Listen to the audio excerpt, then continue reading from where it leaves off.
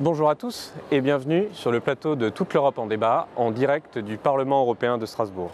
Le thème de l'émission d'aujourd'hui, comment parler d'Europe aux citoyens. Une question qui est appelée à devenir de plus en plus brûlante à mesure que les élections européennes se rapprocheront. Elles auront lieu dans 18 mois, en mai 2019. Et pour essayer d'y répondre, nous avons le plaisir de recevoir aujourd'hui deux eurodéputés spécialistes de la question. La première est eurodéputée socialiste, vice-présidente du Parlement européen et à ce titre responsable de la politique de l'information, de la presse et des relations avec les citoyens. Sylvie Guillaume, bonjour. Bonjour. Face à vous aujourd'hui, un eurodéputé dont le parti s'appelle Génération Citoyen et qui, avant d'entrer en politique, a eu une riche carrière de journaliste, notamment chargé des affaires européennes. Jean-Marie Cavada, bonjour. Bonjour à vous tous. Et à mes côtés aujourd'hui, Christophe Préau, directeur de la rédaction de Toute l'Europe. Bonjour. Bonjour Christophe. Bonjour. Sylvie Guillaume, je vous donne la parole en premier sans attendre. Ma première question est, je le crois, assez simple mais également assez vaste. Comment évaluez-vous, de votre position de vice-présidente du Parlement, la communication qui est actuellement effectuée par ce Parlement et par plus généralement les institutions européennes ? Si on mesure strictement avec des taux d'audience, avec des taux de participation aux élections, on sent bien qu'il y a quelque chose qui manque dans cette communication, qui par ailleurs est un peu complexifiée par le fait qu'au Parlement européen, dans les missions qui sont les nôtres, on fait une communication institutionnelle. C'est pas un gros mot, mais c'est pas extrêmement sexy non plus, mais c'est la réalité. On ne fait pas la campagne politique. Or, qu'est-ce qui est utile, à mon sens, en matière de communication? C'est l'envie, c'est comment on va parler aux citoyens, comment on parle à son esprit, comment on parle à ses tripes, d'une certaine manière. Et donc, c'est vrai qu'il peut y avoir de temps en temps un peu de frustration avec une communication qui demeure, donc cette communication institutionnelle. Donc, l'enjeu, et il va être dans les quelques mois qui viennent avant les élections de 2019, ça va être d'avoir la capacité de valoriser ce qu'a fait le Parlement comme institution, mais en même temps de trouver les bons slogans, les bons médias et les bons vecteurs pour toucher les citoyens sur les diverses catégories de son cerveau et de ses émotions. Si on parle justement des bons médias et des bons vecteurs, peut-être Monsieur Cavada, justement, votre expertise et expérience de journaliste, est-ce que nos médias français parlent bien d'Europe, se saisissent bien des bons sujets en termes pédagogiques pour expliquer aux Français ? Ce que vient de dire Madame Guillaume, d'abord je l'approuve et le constate, c'est exact. Il y a là une difficulté institutionnelle, mais aucune institution n'est bonne pour sa communication. Vous ne savez pas du tout ce que pense l'opinion de l'ONU, vous ne savez pas ce qu'elle pense de la Banque centrale, etc. C'est toujours extrêmement lourd et dans un langage qui est davantage destiné, je dirais, à couvrir une surface interne qu'à parler au grand public, hélas.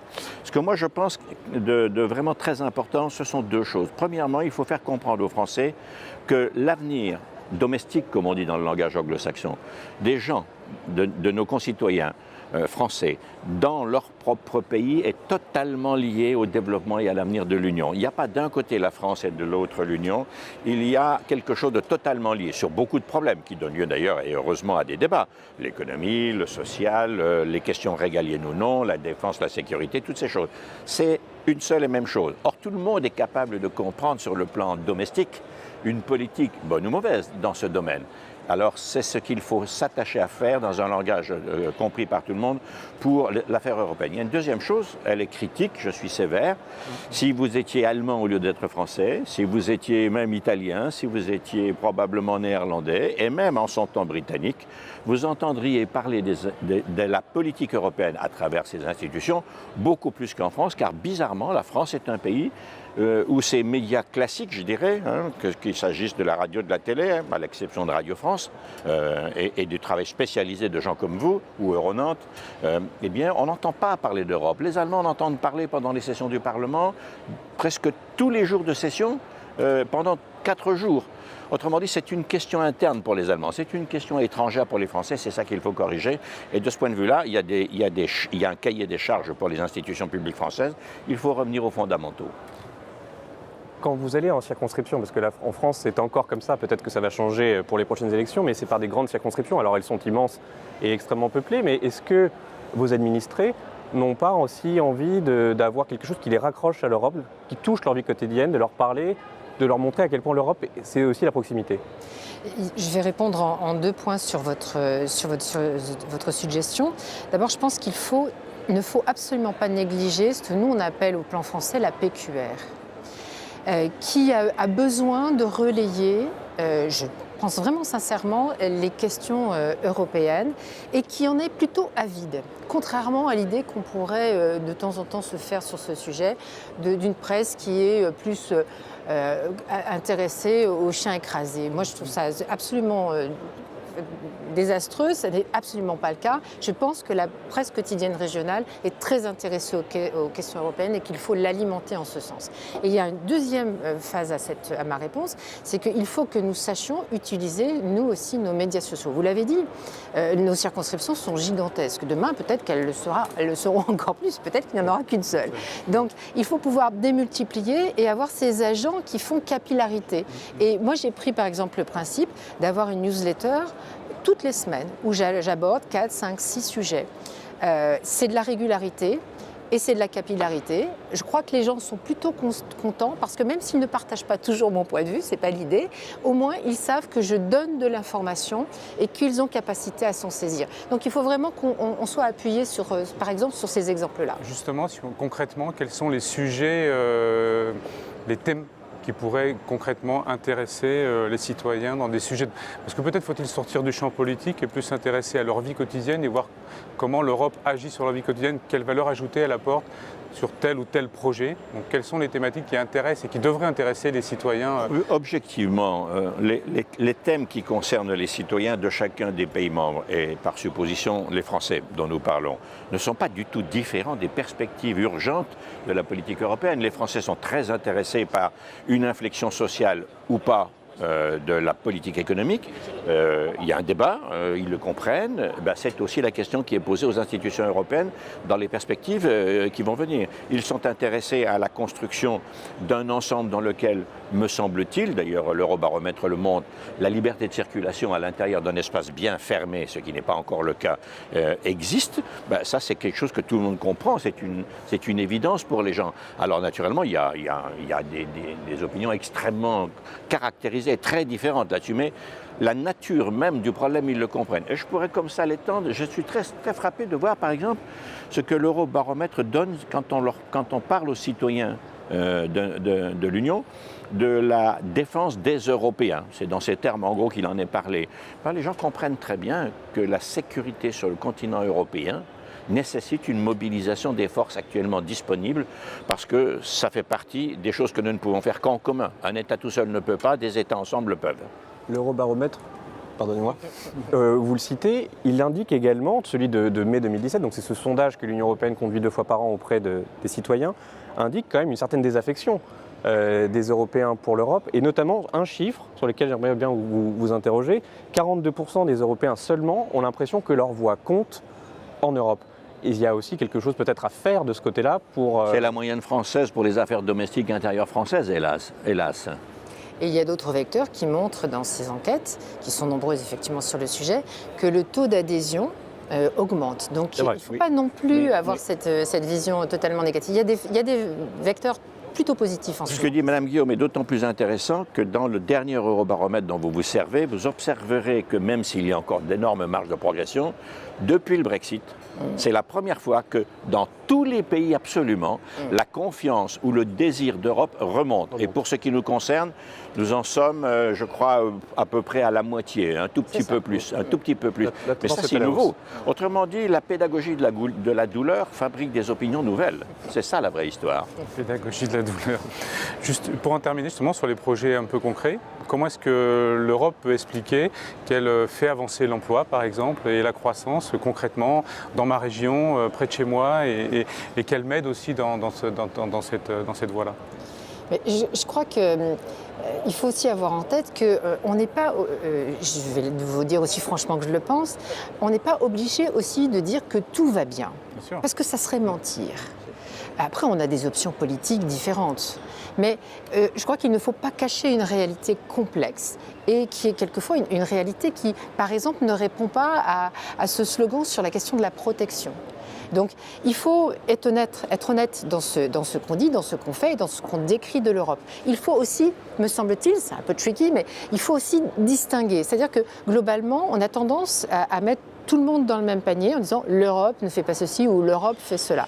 Moi, je serais assez tentée qu'on un peu plus de subtilité dans la distinction de qui fait la législation, de qui représente les citoyens. Et le paysage s'éclaircit quand même un peu à partir de ce que je dis sur qui représente les citoyens et qui bloque, qui ne bloque pas. Je pense qu'il ne faut pas hésiter, je le dis un peu souvent, mais il ne faut pas hésiter à simplifier un certain nombre de messages qui sont à loisir complexifiés, mais il faut aussi donner de la complexité à certains messages qui quelquefois sont trop simplifiés vis-à-vis de l'Europe. Et ça, je pense qu'en faisant appel à l'intelligence de nos concitoyens, je pense qu'on gagnera, on les gagnera. On l'a dit à plusieurs reprises, donc le prochain grand test pour l'Europe, c'est les élections européennes de 2019, donc dans 18 mois seulement. Et à cet égard, le média Politico a cette semaine divulgué une note du Parlement européen et apparemment l'institution aurait l'intention de muscler, entre guillemets, sa communication et ne plus simplement appeler les citoyens à se rendre aux urnes, mais également le Parlement envisagerait de combattre les partis eurosceptiques et du coup de sortir de sa politique un peu de neutralité politique. C'est la bonne stratégie, Jean-Marie Cavada? D'abord, la neutralité est une plaisanterie de garçon de bain. Comme l'a sous-entendu tout à l'heure Madame Guillaume, c'est que tout le monde ne fait pas la même chose au Parlement, tout le monde ne défend pas les mêmes valeurs, comme en France. C'est un débat vivant et il est sain qu'il en fût ainsi, parce que sinon ce serait une catastrophe. Première chose.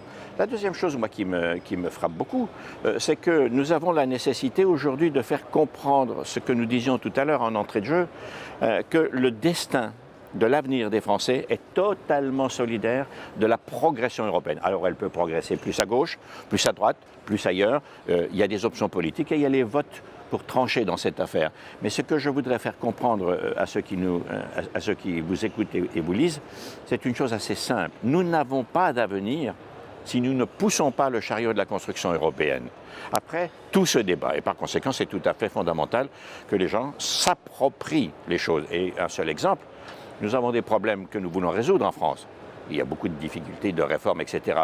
Mais on n'a pas inventé l'eau chaude. Beaucoup d'autres pays ont eu ces difficultés bien avant nous. Si nous avions un peu moins d'arrogance et un peu plus de compassion, ou en tout cas de bienveillance pour ce qui marche, on regarderait comment ont fait les Danois, on regarderait comment ont fait les Italiens, etc. Autrement dit, ce sont des maillons d'une chaîne. Voilà le message. Madame Guillaume, un peu plus concrètement, peut-être vous pouvez nous en dire un petit peu plus sur ce projet justement de communication, parce qu'on lit dans cette note une stratégie de communication courageuse et innovante. Voilà, et on va pas s'en plaindre. Vous ne voulez pas qu'on dise l'inverse. Je suis plutôt d'accord. Couard des ringards, vous voyez, et cacher la honte sur... Non, mais justement, plein de choses peuvent se cacher derrière ces deux engagements, courageux et innovantes, et aussi une position sans équivoque en faveur de l'UE. C'est-à-dire qu'on sortirait de la position de communication neutre. Alors ça dépend ce que vous appelez la neutralité. Je pense que c'est une manière de sortir de l'indistinction par rapport aux autres institutions. Après, être innovant, ça veut dire prendre en compte le monde qui bouge. Et le monde qui bouge, il bouge plus rapidement, il bouge avec des médias sociaux qui vont très très vite. Et donc, il faut que notre institution, avec la lourdeur que représentent autant de personnes et autant d'options politiques, elle se retrouve aussi dans cette rapidité et dans ce contact avec les publics. Les publics sont plus fractionnés.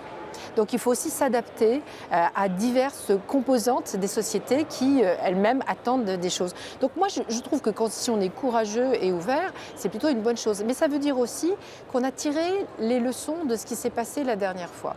Au moins sur un sujet particulier, il y en aurait d'autres mais je ne cite que celui-ci, c'est qu'on avait sous-traité de façon parfaitement légale évidemment, auprès d'agences extérieures, la conception de nos messages. Et ce que dit cette note aussi, c'est que nous rapatrions à l'interne la conception des slogans et de ce qui va rythmer la campagne institutionnelle, parce que on se comprend mieux aussi et donc on gagne du temps aussi sur ce côté direct vis-à-vis de nos citoyens. Donc c'est ça que dit cette note, c'est plutôt une note de fierté.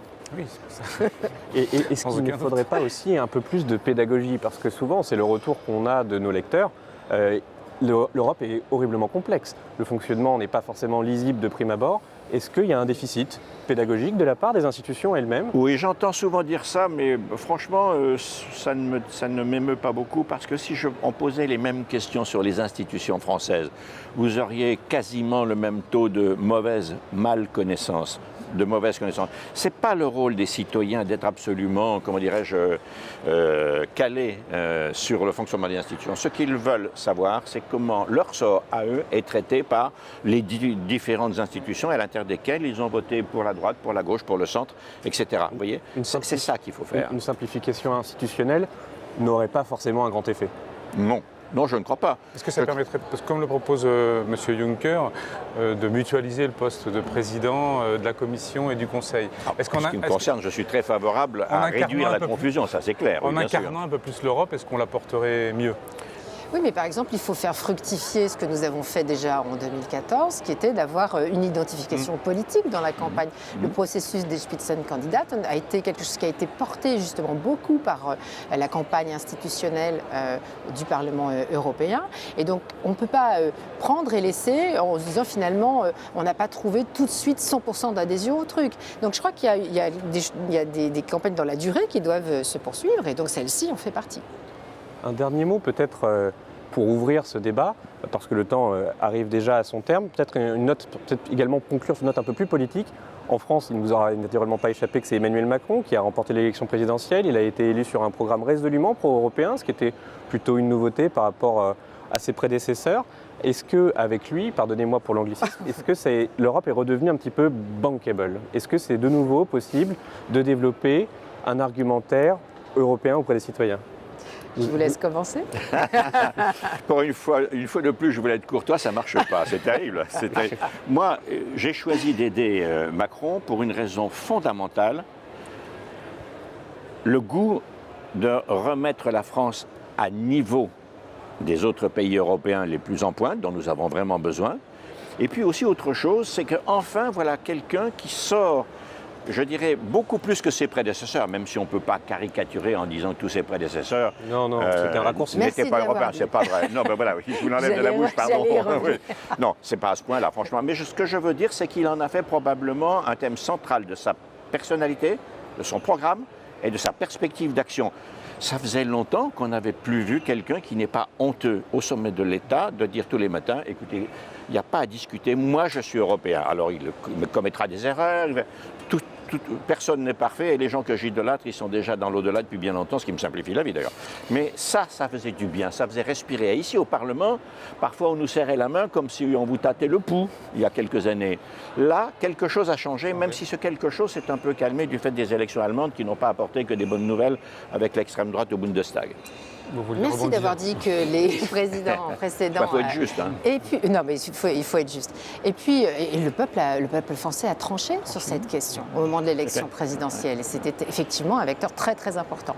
Alors, bon, moi, j'apprécie évidemment, comme beaucoup d'europhiles, la position résolument pro-européenne d'Emmanuel Macron. Je pense juste qu'il faut être là aussi très honnête dans ce qu'on dit et dans ce qu'on fait. Il y a la volonté, il y a la réalité, et il faut exposer aussi ce qu'on fait en façade comme ce qu'on fait en back-office. Et donc, il faut que les choses soient très, très concordantes. Si on parle de la directive sur le détachement des travailleurs, je pense qu'il y avait quand même une petite discordance entre ce qui a été érigé, mis en visibilité et la réalité de la position de la France. Mais ce sont des réglages qui, j'imagine, devront se faire au futur. Justement, alors, Emmanuel Macron a dans l'idée de porter des conventions citoyennes. Voilà. Est-ce que c'est un bon projet pour vous, une bonne idée de justement pouvoir donner la parole aux citoyens, qu'eux fassent remonter leurs projets européens et qu'ensuite les élus s'en emparent pour mieux répondre à leurs aspirations? Tout ce qui permet la participation des citoyens à une campagne est évidemment tout à fait fondamental et bienvenue. Il ne faut pas que ce soit la campagne de Emmanuel Macron en Europe. Donc il faut juste établir cette petite distinction. Plus on va auprès des gens pour expliquer ce que nous avons fait, pourquoi nous l'avons fait, ou ce qu'il faut faire quand on n'est pas d'accord, pas content, est vraiment très bon et je partage totalement l'avis de Mme Guillaume.